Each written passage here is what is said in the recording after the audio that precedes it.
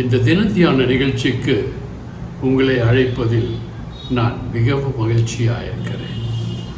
இன்று நாம் பார்க்க போகும் தேவ செய்தி, மகிழ்ச்சியாயிருங்கள், நான் உங்களை அதிசயங்கள் காண வைப்பேன்.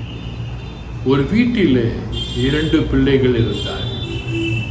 ஒரு பையன் பார்த்தீங்கன்னா அவன் எப்பொழுதும் மகிழ்ச்சியாக இருப்பான். அவனுக்கு வேலை கிடைக்கல, ஆனாலும் எனக்கு வேலை கிடைக்கும் என்று சொல்லி ஒரு போட்டித் தேர்வுக்காக அவன் தன்னை வருத்தி தயார்படுத்தி கொண்டே இருந்தான். அதிகாலை எழுந்து தேவரை நோக்கி சுதித்து ஜெபித்து கொண்டிருப்பான். மதியம் ஜெபிப்பான், இரவு ஜெபிப்பான், மீதி நேரமெல்லாம் அவன் படித்து கொண்டே இருப்பான். பசி எடுத்தாலும் பாருங்க, சாப்பிடாம படிப்பான், ஜெபிப்பான், சந்தோஷமாக இருந்தான். எல்லோரும் அவனை பார்த்து பரியாசம் செய்தார்கள். உனக்கு வேலை இல்லையே என்று. அவன் சொன்னான், நான் என் இயேசு சொல்லி இருக்கிறதை செய்கிறேன், மகிழ்ச்சியாயிருங்கள், நான் உங்களை அதிசயங்கள் காண வைப்பேன் என்று என் இயேசு சொன்னார்.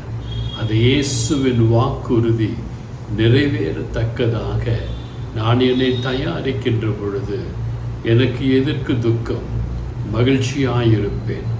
உண்ண உணவு இல்லை என்றாலும் கூட நீர் ஆகாரத்தை உண்டு நான் மகிழ்ச்சியாயிருப்பேன் என்று சொன்னான். மற்றொரு சகோதரன் 10ஆம் கிளாஸ் படித்தவன், அவன் வேலைக்கு போவான் வருவான், அப்படியே இருந்தான். ஒரு நாள் போட்டித் தேர்வு முடிவு வந்தது.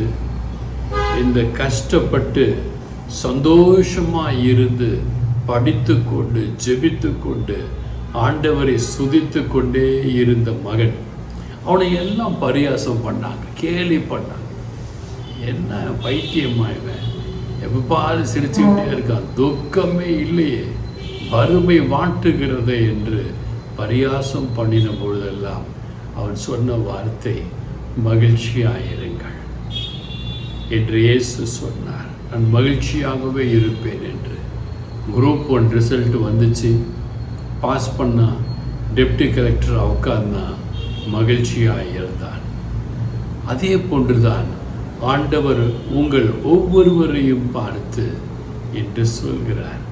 மீகாவின் புத்தகம் 7ஆம் அதிகாரம் 15ஆம் வசனம், உங்களை அதிசயங்கள் காண பண்ணுவேன்.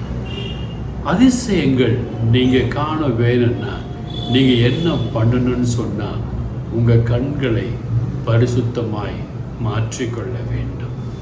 அதிசயம் என்பது ஆண்டவருடைய ஈவு. அந்த ஆண்டவருடைய ஈவை நாம் பெறுவதற்கு ஆண்டவராய் மாற முடியவில்லை என்றாலும் கூட ஆண்டவரை போன்று ஆண்டவருக்கு பிடித்தமான குணாதிசயங்களை உடையவர்களாய் நாம் வாழ வேண்டும். அவ்வாறு வாழும் பொழுது உங்களையும் என்னையும் ஆண்டவர் அதிசயங்களை காணப்படுவார். அப்போஸ்தல நடவடிக்கை 2ஆம் அதிகாரம் 19ஆம் வசனம் இவ்வாறு சொல்கிறது, உயர வானத்திலே அற்புதங்களையும் தாழ பூமியிலே இரத்தம், அக்கினி, புகை காடாகிய அதிசயங்களை காட்டுவேன். நீங்கள் இயேசுவை நம்பி பாருங்களேன். உங்களுடைய ஒவ்வொரு உழைப்பையும் இயேசுவின் ஆசீர்வாதத்தை கொண்டு போட்டு பாருங்களேன். நீங்கள் உயர்ந்த வானத்தில் அற்புதங்களை காண்பது மட்டுமல்லாமல் பூமியிலே அதிசயங்களை காட்டுவேன் என்று சொல்கிறார். அந்த அதிசயம் எப்படி இருக்கும் என்றால், இரத்தம் போன்று, அக்கினி போன்று, புகை காடாகிய எந்த மாதிரி இருந்தாலும் உங்களுக்கு அதில் அதிசயம். மற்றவர்களுக்கு வேணுமானால் அங்கே பாடு இருக்கலாம், உங்களுக்கு அதிசயம். அதிசயங்களை செய்யும் தேவன் உங்களுக்கும் எனக்கும் அருகிலே இருக்கிறார். அந்த அருகிலே இருக்கின்ற தெய்வம் உங்களையும் என்னையும் பார்த்து கேட்கின்ற கேள்வி ஒன்றே ஒன்றுதான். உனக்காக நான் அதிசயங்களை செய்ய காத்திருக்கிறேன். அப்படி அதிசயங்கள் செய்ய காத்திருக்கிற தேவனுக்கு நாம் என்ன செய்ய வேண்டும் என்றால் அவரை புகழ்ந்து கொண்டே இருக்க வேண்டும். கேவலம் ஒரு முதலமைச்சர், ஒரு பிரதம மந்திரியை பார்த்தீங்கன்னா அவங்க கூட இருக்கிற ஜால்ராக்கள் எல்லாம் அவர் அப்படியே புகழ்ந்துக்கிட்டே இருப்பாங்க, பில்டப் கொடுத்துக்கிட்டே இருப்பாங்க. நான் கூட நீதித்துறையில் இருக்கும்போது பார்த்தீங்கன்னா சில ஜட்ஜஸ் பேசும் பொழுது அவங்க தப்பாக பேசினா கூட, ஐயா நீங்கள் சரியாக சொல்கிறீங்க, ஐயா நீங்கள் சொல்கிறதையா சரின்னு சொல்லிக்கிட்டே இருப்பாங்க. ஆனால் நீங்கள் பண்ணுறது தப்புன்னு சொல்லி பாருங்களேன், அவர்களுக்கு உங்களை பிடிக்காது. ஆனால் இயேசு அப்படி அல்ல. இயேசுவை நீங்கள் புகழ்ந்து கொண்டே இருக்கும் பொழுது இயேசு உங்கள் மேல் பிரியப்படுவார். நீங்கள் தவறே செய்ய மாட்டீங்க. ஏன்னா நான் தவறு செய்தால் அப்பா இயேசுவுக்கு பிடிக்காது என்று நீங்கள் தவறு செய்யாமல் இருப்பீர்கள். உபாகமம் புத்தகம் 10ஆம் அதிகாரம் 21ஆம் வசனம் இவ்வாறு சொல்கிறது, அவரே புகழ்ச்சி. நீங்க புகழ்றீங்களோ இல்லையோ, இயேசு தாங்க புகழ்ச்சி. உன் கண்கள் கண்ட இந்த பெரிய பயங்கரமான காரியங்களை உன்னிடத்தில் செய்த உன் தேவன் அவரே. நீ கண்களை காண்ற இல்லையா, இந்த அழகிய உலகம், இந்த விண்மீன்கள், இந்த நட்சத்திரம், நீரில் போகின்ற ஒவ்வொரு உயிரினங்கள், காற்றில் பறக்கிற ஒவ்வொரு பறவைகள், ஒவ்வொரு விஞ்ஞான கண்டுபிடிப்புகள், இந்த எல்லா அதிசயங்களும் செய்தவர் தேவனே. இந்த அதிசயத்தை உண்டாக்க மனிதனுக்கு ஞானத்தை கொடுத்தவர் இந்த தேவனே. இந்த தேவன் மகத்துவமானவங்க.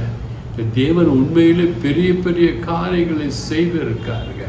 அதைத்தான் யோவேல் தீர்க்கதரிசி 2ஆம் அதிகாரத்தில் 30ஆம் வசனத்திலே சொல்கிறார், வானத்திலும் பூமியிலும் அதிசயங்களை காட்டுவேன் என்று. சில சமயம் பார்த்தீங்கன்னா ஜனங்க எல்லோரும் வானத்தையே பார்ப்பாங்க. ஏன்னா வானத்தில் நட்சத்திரம் தோன்றுது, இல்லை வானத்தில் புதியமான விசித்திரமான ஒரு இது தோன்றி இருக்குன்னு சொல்லி வானத்தையே பார்ப்பாங்க. இயேசுவின் திருவுருவம் தெரிந்தது, ஏஞ்சல்ஸோட திருவுருவம் தெரிந்ததுன்னு சில நாடுகளில் அந்த அப்படி தெரியப்பட்ட காரியங்களை சோஷியல் மீடியாவில் போடுவாங்க. இதெல்லாம் பைபிளில் இருக்குது. யோவேல் 2:30 தெளிவாக சொல்கிறார், ஈஸியாக போட்டிருக்கு, வானத்திலும் பூமியிலும் அதிசயங்களை காட்டுவேன். பூமியில் என்ன அதிசயங்கள் காட்டப்படுகிறது என்று பார்ப்பீர்களே, ஆனால் நீங்கள் செய்கிற காரியம் ஒவ்வொன்றும் உங்களுக்கு மட்டுமே வாய்க்கிறது அல்லவா, அதுவே பெரிய அதிசயம். 2 பேர் வேலை செய்யும் பொழுது ஒருவருடைய வேலை ஆசிர்வதிக்கப்படுவதில்லை, உங்கள் வேலை ஆசிர்வதிக்கப்படுகிறது. அதுவே பெரிய அதிசயம். நீங்கள் நல்லா யோசித்து பாருங்க. ஆராய்ந்து முடியாத பெரிய காரியங்களை தேவன் செய்திருக்கிறார். நீங்கள் குறை இல்லாமல் பிறந்திருக்கிறீர்கள், நான் குறை இல்லாமல் பிறந்திருக்கிறேன். இதுவே பெரிய அதிசயம். எத்தனையோ பேர் கை சூம்பி போய், விரல்கள் சரியில்லாமல், கண் சரியில்லாமல், காதுகள் சரியில்லாமல், தலையிலே முடி இல்லாமல், தோல் ஒரே மாதிரி இல்லாமல் அங்கங்கே வெள்ளை வெள்ளையாக இருக்கும். சில பேருக்கு உதட்டில் வெள்ளையாக இருக்கும், சில பேருக்கு மீசையே இருக்காது. ஒவ்வொருவருக்கும் ஒரு குறை இருக்கிறது. ஆனால் உங்களையும் என்னையும் ஆண்டவர் ஒரு குறையும் இல்லாமல் படைத்திருக்கிறார் என்றால் அதுவே அதிசயம் தானே. உங்களுக்கு ஒரு நல்ல வேலையை கொடுத்திருக்கிறார் என்றால் அதுவே அதிசயம் தானே. உங்களுக்கு இருக்க வீடை கொடுத்திருக்கிறார் என்றால் அதுவே அதிசயம் தானே. உங்களுக்கு கார், 2 வீலர், புல்லட், இப்படி எல்லா வசதியும் ஆண்டவர் கொடுத்திருக்கிறார். ஏசியில் படுத்து தூங்குறீங்க, அதிசயம் தானே. இது கூட இல்லாமல் எத்தனையோ பேர் பிளாட்ஃபார்மில் குளிரல் நடுங்கி கொண்டு, ஆடை இல்லாமல், ஆபரணங்கள் இல்லாமல், போவதற்கு போக்குவரத்து கூட இல்லாமல் கஷ்டப்படுகிற மக்களை பார்த்திருக்கிறீர்களா? அப்படி என்றால் நீங்கள் அதிசயமாய் இருக்கிறீர்கள். யோபு 5:8-9 பார்க்கும் பொழுது யோபு இவ்வாறு சொல்கிறார், ஆராய்ந்து முடியாத பெரிய காரியங்களையும் எண்ண முடியாத பெரிய அதிசயங்களையும் அவர் செய்கிறார். ஆமாங்க, ஆராய்ந்து முடியாத பெரிய காரியங்கள், எண்ண முடியாத பெரிய அதிசயங்களை தேவன் உங்களுக்கும் எனக்கும் செய்திருக்கிறார். இன்று சொல்லப்பட்ட ஒவ்வொரு வசனங்களையும் ஒவ்வொரு வேத விளக்கங்களையும் சிறிது ஆராய்ந்து பாருங்க. தயவு செய்து பைபிள் எடுத்து வாசித்து தான் பாருங்களேன். இந்த ஒவ்வொரு நாளும் உங்களுக்கு கொடுக்கப்படுகிற இந்த ஒவ்வொரு வசனங்களும் நான் தேடி பிடித்து ஆண்டவரை கேட்டுதான் உங்களுக்கு கொடுக்கிறேன்.